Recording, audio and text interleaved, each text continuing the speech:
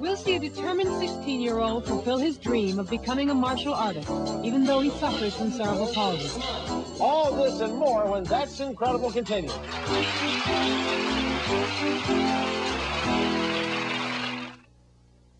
The late, great Bruce Lee used to be known throughout the martial arts world as the Young Dragon.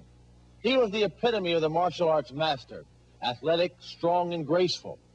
The incredible kid you're about to meet may not look much like Bruce Lee, but we have a hunch that the Young Dragon would have been proud of him. Since he was an infant, 16-year-old Les Toth has suffered from severe cerebral palsy. His mother, Jewel, explains. He is confined to a wheelchair, and he has never walked.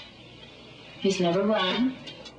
You know, if he ever gets up to do any walking or running, it will be a miracle, which we all wait for and hope to see. I was just, sitting around, not doing anything. I wasn't very active.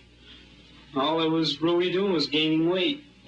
Les did discover an interest in martial arts. He's always been interested in it. He's watched almost every one of Bruce Lee's movies, and I think that was one of the things that got him interested in it more.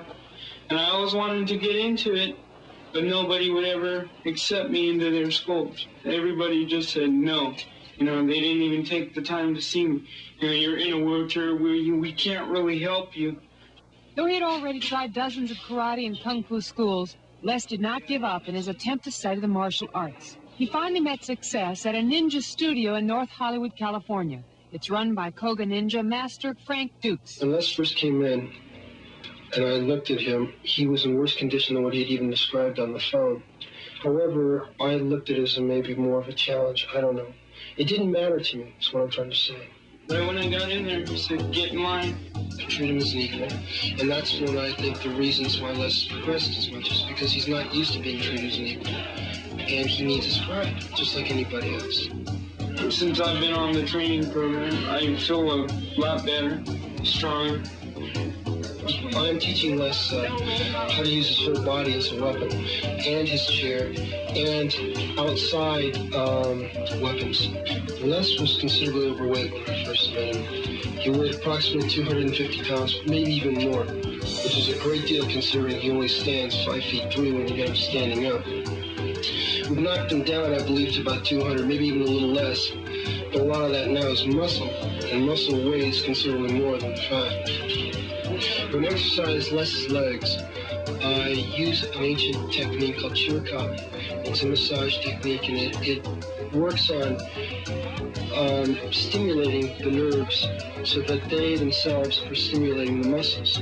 I also just work his legs and just work him mentally over his hump or his handicap. The first night that Les and I met Frank Dux, he had told Les, by looking at his legs and having Les lift it to see the flexibility in it, and told Les that he would get him up walking. He didn't believe me. His mother certainly did not believe me, but I believed. Les's determination and training eventually earned him his first promotion. Not least, that's 2. Go forward. Les, I'd like to say thank you to you, your own courage, leading the way, maybe a new experience for many people. For this, tonight, I want you to first cue, right. It was a wonderful moment for Les, but now with Frank Dux' help, something incredible would happen.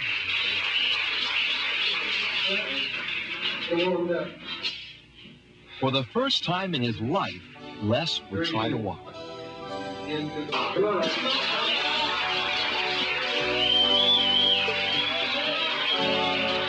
With the strength and stamina he required from 3 months of training, Les had also gained a great deal of courage.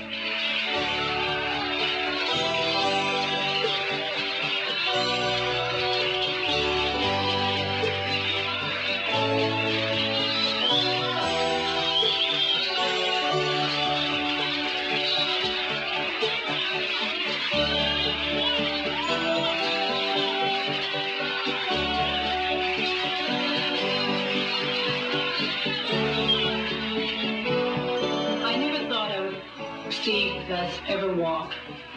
So by seeing them walk, it was the greatest thing for us. Now, there's something to look forward to. And believe me, for Les, it's a whole new life.